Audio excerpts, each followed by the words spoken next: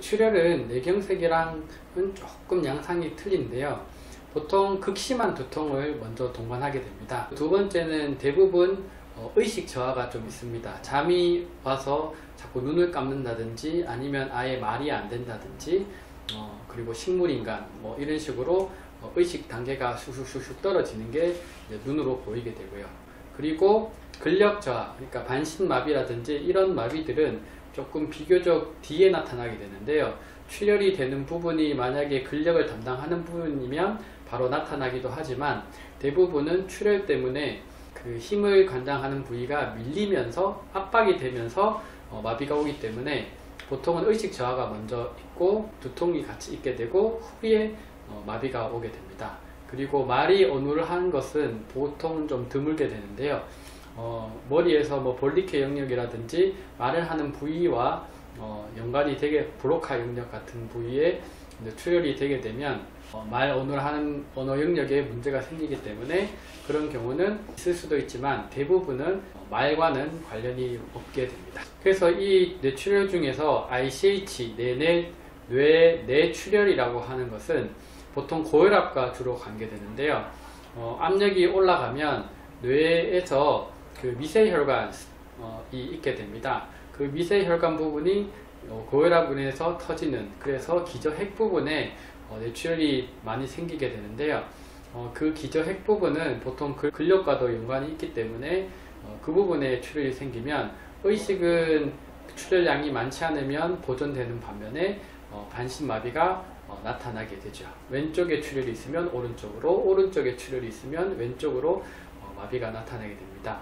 보통 이런 ICH가 있게 되면 양에 따라서 머리를 열고 하는 수술도 있지만 요즘은 기술이 발달되어서 내비게이션을 통해서 관을 하나 꽂아서 그 피를 뽑는 수술들을 보통 하게 됩니다. 그리고 지주막하 뇌출혈이라고 SAH라는 출혈이 있습니다. 이것이 보통 드라마에서 급격한 감정 변화나 따뜻한 곳에서 추운 곳에서 따뜻한 곳으로 이동하게 되면서 갑자기 혈관 확장이 일어나면서 이제 터지는 경우가 생기는데요. 보통 꽈리라고 부르는 검진을 통해서 MRA를 찍었을 때 이 뇌동맥류, 꽈리를 발견하게 되면 미리 처치를 할 수 있는데 이것을 미리 발견하지 못하고 살다가 이렇게 급격한 감정 변화나 여러 가지 상황 때문에 출혈을 일으키게 되면 이 지주막하 뇌출혈이 있게 됩니다. 지주막하 뇌출혈은 3분의 1이 그 자리에서 출혈한 순간 죽게 되고요. 3분의 1은 응급실에 도착해서 이제 돌아가시게 되고 3분의 1만 살아남게 됩니다. 그 3분의 1 중에서 반은 이제 후유증을 가지면서 살게 되는 뇌출혈 중에서 가장 치료가 어렵고 가장 무서운 병입니다. 이것은 특징적으로 머리 전체에 출혈이 퍼진다라고 생각하시면 되고 그 꽈리 부분이 뇌에 깊숙한 곳에 있기 때문에 터지게 되면 뇌 전체에 피가 퍼지게 돼서 보통 뇌출혈과 뇌경색 증상이 2주에 걸쳐서 같이 복합적으로 나타나면서 중환자실 치료를 받아야 됩니다.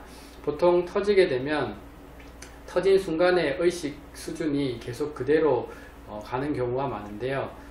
만약에 이 터지고 난 다음에 빨리 처치를 하지 않아서 또 재출혈이 되게 되면 더 의식 수준은 낮아져서 식물인간이 되는 경우도 꽤 많이 있습니다. 그래서 뇌출혈 중에서 가장 무서운 것은 지주막하 뇌출혈이고 60대 정도 되면 머리 MRI랑 MRA를 한번 찍어보라고 하는 이유 중에 하나가 이 뇌동맥류가 있는지 없는지를 미리 찍어서 경과 관찰을 하시면 좀 안전하기 때문에 그렇습니다. 그리고 외상에 의한 뇌출혈이 있는데요. 외상에 의한 뇌출혈은 말 그대로 외상이 충격이 크면 많이 다치고 충격이 작으면 비교적 적게 다치기 때문에 충격량에 따라서 보통은 예후가 결정된다고 생각하시면 됩니다. 경막외 뇌출혈은 비교적 예후가 좋고요.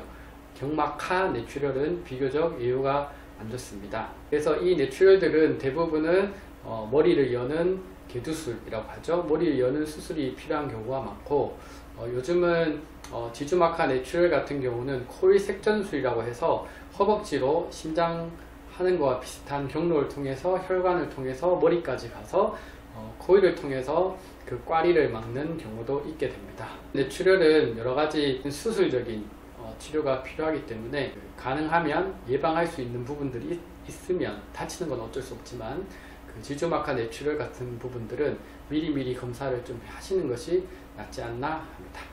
이상 의가 형제상담소 최쌤이었습니다.